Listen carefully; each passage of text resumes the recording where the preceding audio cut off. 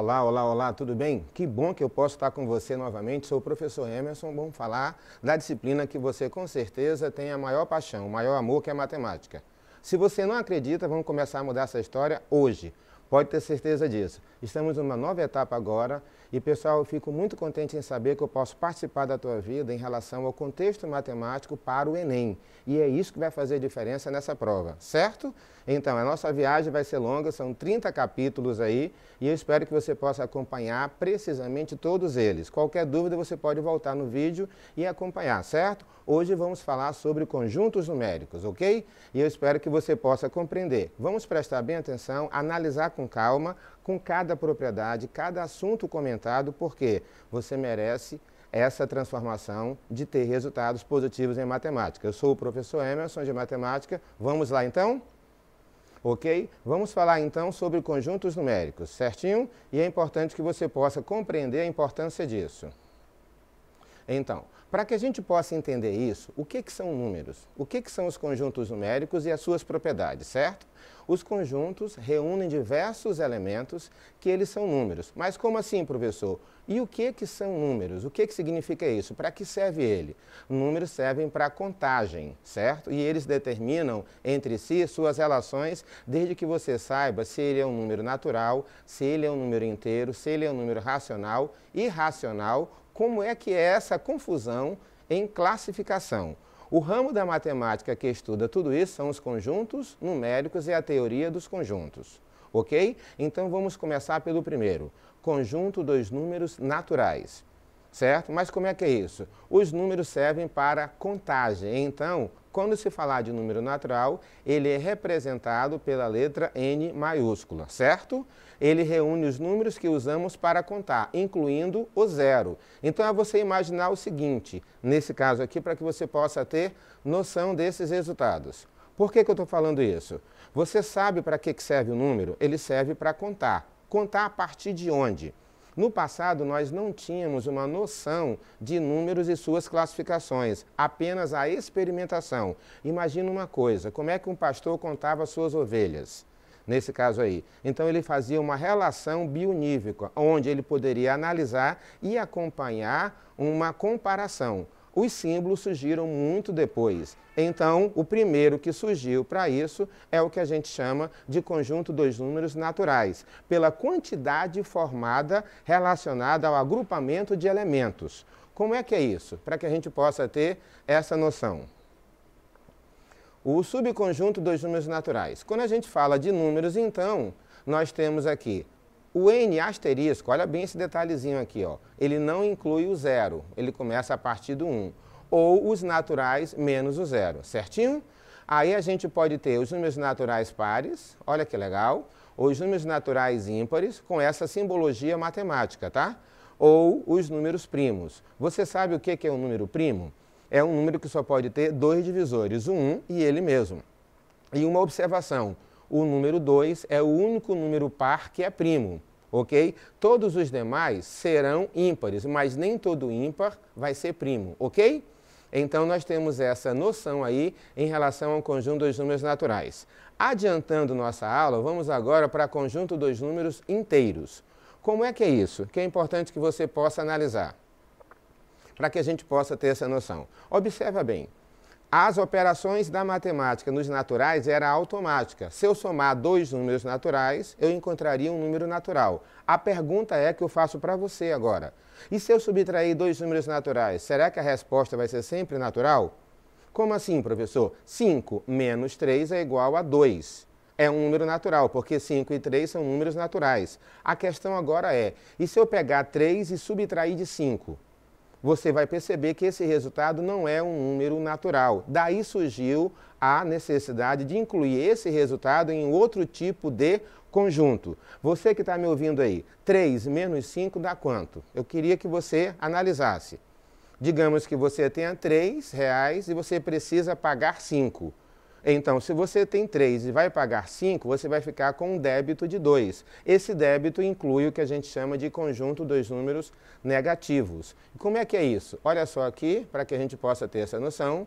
Os números inteiros é representado por Z. Reúne todos os elementos dos números naturais e seus opostos. Como assim opostos? Nesse caso aí, para que você possa ter essa noção. Eu tenho o zero, eu tenho à esquerda os negativos e à direita os positivos. Então, quando você reúne todos eles, você vai ter essa compreensão, tá, dos números inteiros. Como é que é isso? Observa bem aqui, ó, eu tenho os naturais. À esquerda do 1 vem o zero. E à esquerda do zero inclui os conjuntos dos números negativos. Como é que é isso? Aqui, ó, para que você possa entender, ó. Eu tenho à esquerda do 1 o zero e à esquerda do zero os negativos. O que vem à direita são os números naturais e são os positivos, e à esquerda são os seus opostos com sinal negativo, ok? Então eu tenho todos esses subconjuntos aqui para que você possa compreender. Perceberam que não é difícil. Então, olha aqui comigo para que você possa ter essa noção. Eu tenho os naturais do zero em diante, e eu vou ter também os inteiros. Vai pegar os naturais e à esquerda do zero os negativos. Juntando todos eles, eu vou ter o conjunto dos números inteiros. Ficou bem claro? Tranquilo, né? Então, com base nisso, nós já temos dois conjuntos aqui, os naturais e os inteiros, cada um com a sua classificação. E a partir disso, você vai ter noção de como é que eu considero um número natural e um número inteiro. Ok? Então, bora dar sequência aqui para que você possa compreender. E se eu, por acaso, pego um número inteiro e divido por outro número inteiro? Como assim, professor? Não estou entendendo. Vamos ver aqui comigo uma coisa. Se eu subtraio um número natural de outro, eu posso obter um número negativo. A pergunta é agora, e se eu dividir um número por outro? Como assim? R$6 dividido por 2, você vai dizer 3. E se eu inverter? Se eu pegar 3 e querer dividir para 6? Com certeza, o resultado não é inteiro. E disso surgiu a necessidade, tá, de termos um outro tipo de conjunto, que vai ser o conjunto dos números racionais, que é o que a gente vai mostrar agora, ok? Que é o que você está vendo aqui, ó. O que vem de quociente, quer dizer, eu vou dividir um número por outro, e o resultado é um número racional. Se por acaso eu tenho um resultado exato, ele é racional e inteiro. Se ele não é exato, ele é apenas racional, ok? Se eu dividir 1 para 2, como você está percebendo aqui, ó, eu vou ter um número decimal. E esse número decimal não é exato, tanto serve positivo quanto negativo. Olha só isso aqui, ó. Note que todo número inteiro é também um número racional. Como assim, professor? Não estou entendendo. Se você, por acaso, pega o 6 e divide por 2, eu tenho 3. 3 é um número natural e é também um número inteiro, só que ele é obtido da divisão de dois números. Então ele também passa a ser racional. Logo, os racionais englobam todos os anteriores, ok? Bem interessante, né? Então você consegue ter um pouco dessa noção, ok? Então todo número inteiro é também um número racional. Assim, Z torna-se um subconjunto de quê? Mas o que é isso, professor? Os números inteiros passam a ser subconjunto dos números racionais. Importante ressaltar que as dízimas periódicas são números racionais. Mas, professor, o que é dízima periódica? Elas são números decimais que se repetem após a vírgula. Exemplo, observa bem esse exemplo aqui comigo. 1,4444. Você percebe que se eu continuar dividindo, o 4 vai se repetir infinitamente. E o que isso significa? Eu tenho a parte não periódica que vem antes da vírgula e a parte periódica que vem após a vírgula. Só que essa parte periódica ela é infinita, por isso que é chamado de dízima periódica, ok? Essa mesma fração ela é obtida, chamada de geratriz, que vai gerar essa dízima. Importante ressaltar, toda divisão por 9 que não é exata vai dar uma dízima periódica. Deixa eu repetir. Toda fração que o denominador é 9 e a divisão não é exata vai gerar uma dízima, tá? É importante que você tenha essa noção e esses resultados. Com base nisso, você vai ter a noção de encontrar um número racional a partir de divisões. Isso quer dizer que o símbolo que representa os números racionais, ok? Que vem de quociente. Então, eu vou ter que dividir números. Se a divisão é exata, é inteiro. Se não for, é apenas um número racional. Ok? Então, vamos dar sequência aqui. Existe também um conjunto dos números irracionais, tá? E o que é um irracional? Representado pela letra E. Ele é formado por todos os números decimais não exatas com uma representação infinita. Traduzindo, pessoal, é simplesmente o quê? Deixa eu explicar aqui para você melhor. Vê se você consegue entender. Existem números que a parte decimal não é periódica, ela se repete infinitamente. Vão ser os números irracionais. As raízes não exatas também vão ser números irracionais. E o mais famoso é o π, tá? Como é que é isso, a questão do π? Nesse caso aqui, ó, observa, o π vale 3,14159. Isso quer dizer que, se eu continuar aqui, eu vou ter números infinitos, mas não periódicos. Não vai se repetir o mesmo número. Olha que bacana. Então é importante que você tenha essa noção, certinho? Então, os números irracionais é representado pelo i. Ele é obtido através de números decimais não exatos com representação infinita. E não pode ser periódica. O que é não periódica? Não vai se repetir o mesmo número infinitamente. Ok? Aí agora vamos analisar e trabalhar com o conjunto dos números reais. Como é que é isso, professor? O conjunto dos números reais é representado pela letra R. Tá? Ele é formado pelos números racionais e os irracionais. Como assim? Se eu juntar os racionais com os irracionais, eu obtenho os números reais. Isso quer dizer que se eu juntar os racionais, que envolve tudo até que a gente conhecia, com os irracionais, eu vou ter os números reais. Além disso, N, Z e Q, que são naturais inteiros irracionais, tá? E I são subconjuntos de R, quer dizer que R engloba todos os conjuntos até aqui falados, ok? Mas observe que se o número real é racional, ele não pode ser também irracional. Por quê? Todo número racional é real e todo número irracional também é real. Mas um número ou ele é racional ou ele é irracional, tá? Eles não podem ter essa mistura, correto? Ou seja, se ele é irracional, não é racional e vice-versa. Olha que bacana, né? Dá pra gente entender. Bora mostrar isso aqui, ó, em um diagrama. Como assim, professor? Existem os naturais, dá para perceber aqui, que estão inseridos no conjunto dos números inteiros.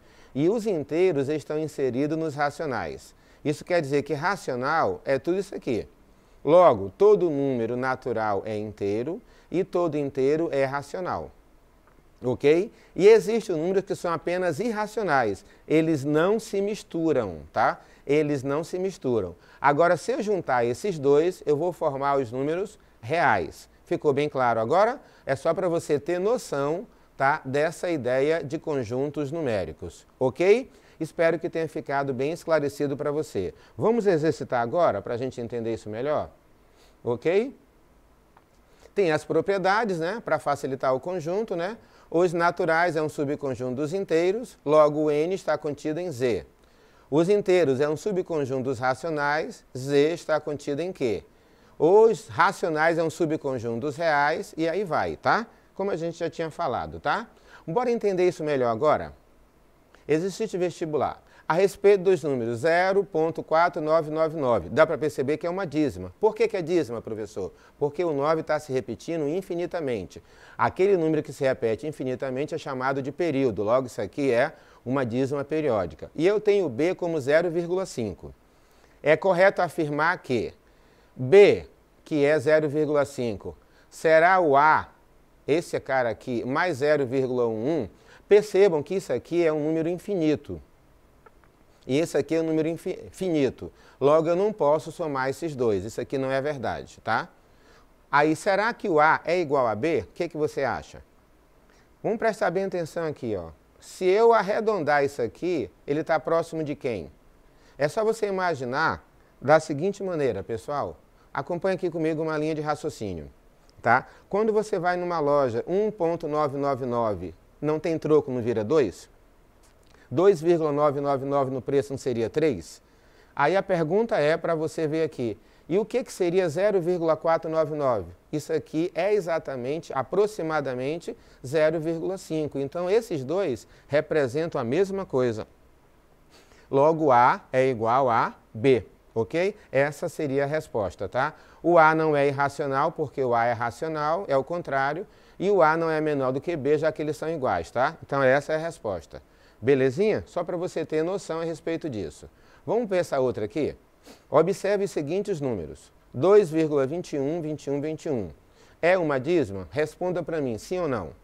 Eu tenho a parte periódica que repete? Tenho, então isso aqui é uma dízima periódica, logo é um número racional. 3.2122223. Opa, isso quer dizer que eu não estou vendo um período definido aqui. Olha o 3, π dividido para 5. Importante lembrar, π é um número irracional. Um número irracional dividido por qualquer número vai continuar sendo irracional. Isso aqui é um número racional porque não tem, ó, e as reticências para dizer que é infinito. E aqui é a raiz quadrada de menos 4. A raiz quadrada, no caso de menos 4, é um número complexo, tá? Que não tem nada a ver com irracional. Qual dessas assertivas aqui completam e contemplam os números irracionais? Então aqui, os irracionais vai ser o 2 e o 3. Então aqui vai ser a letra C, ok?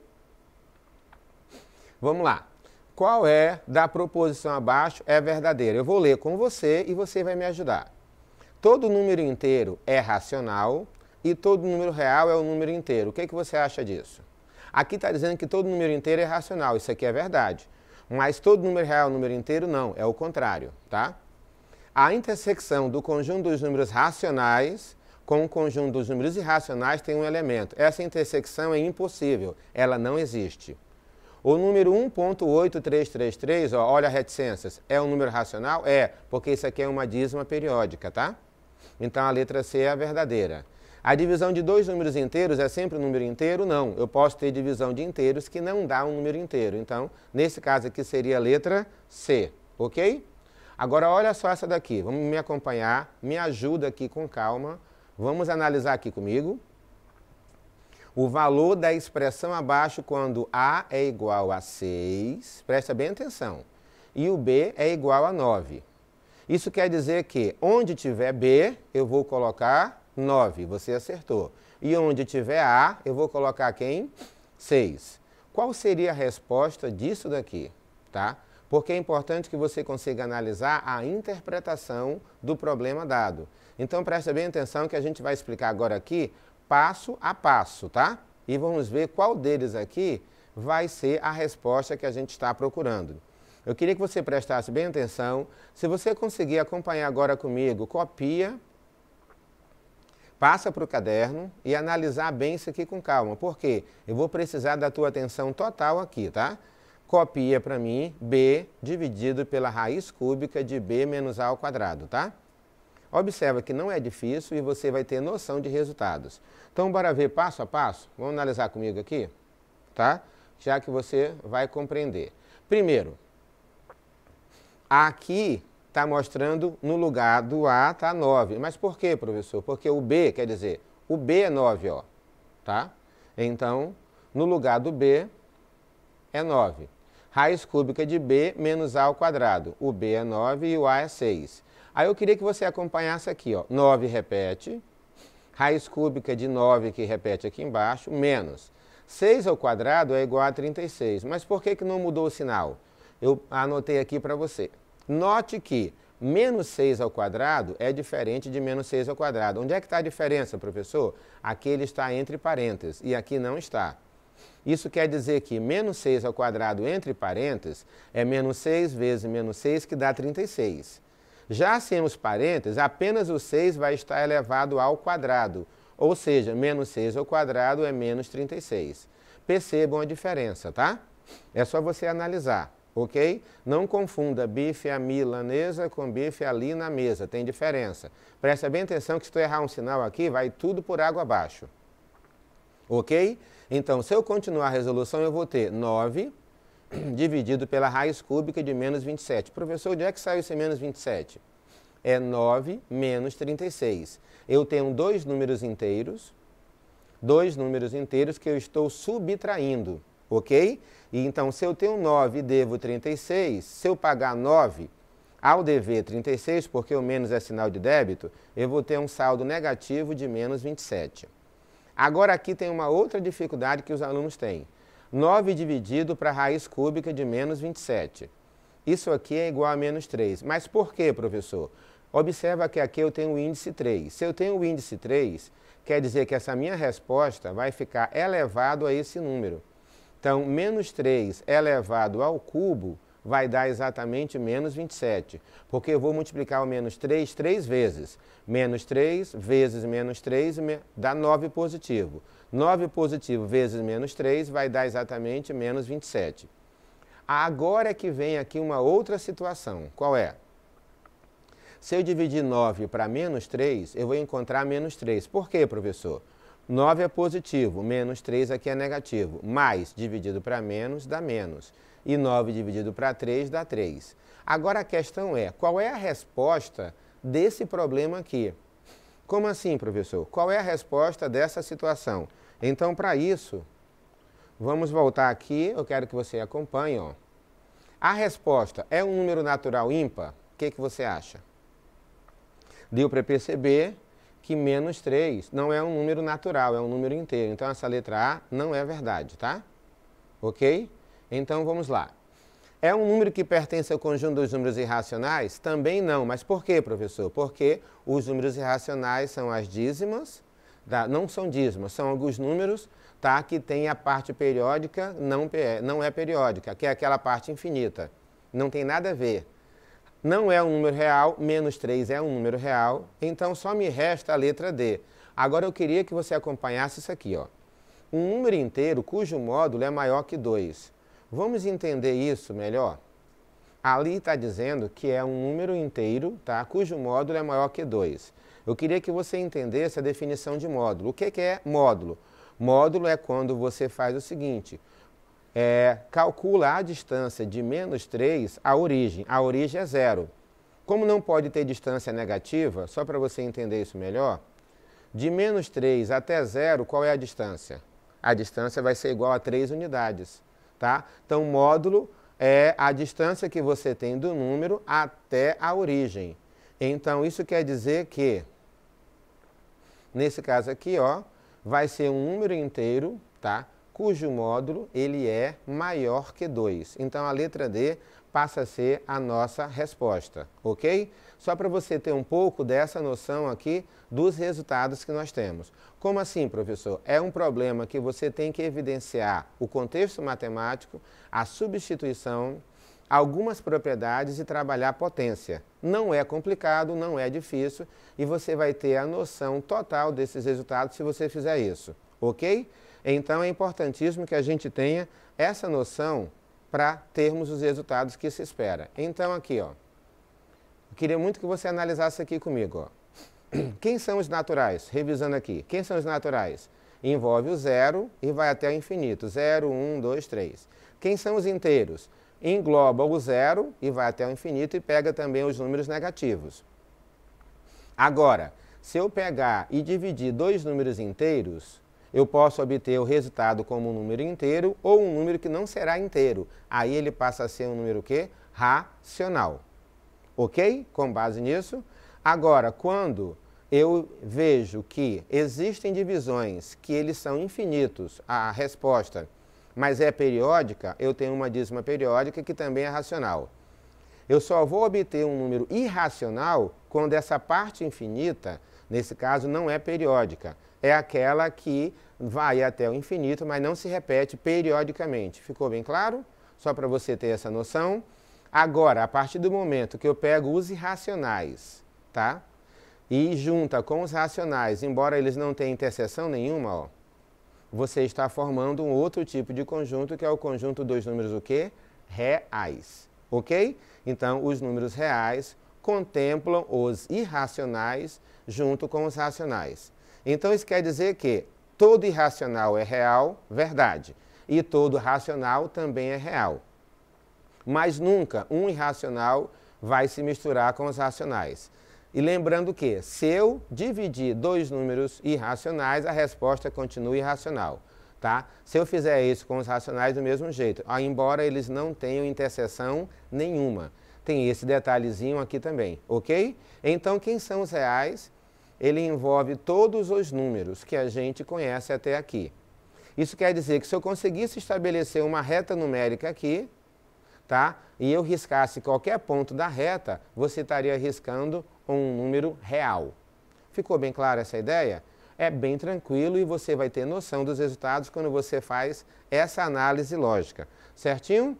Então é por isso que nós temos aqui, ó, as propriedades. Então olha aqui, ó, os conjuntos dos números naturais, inteiros, racionais e irracionais, todos serão subconjunto dos números o quê? Reais, ok? Então é o que nós temos aqui nessa contrapartida para que você possa obter os melhores resultados. Vê se ficou bem claro para que você possa ter noção. Isso quer dizer que todo número ele é classificado em um tipo de conjunto. Depende só da sua conjuntura e a forma de como ele aparece. Certinho? Por isso que a gente viu, por exemplo, esse daqui, ó. É uma dízima periódica, mas ele é o número mais próximo de virar meio. Por isso que o A vai ser igual a B. Só para ter um pouco dessa noção. Certinho?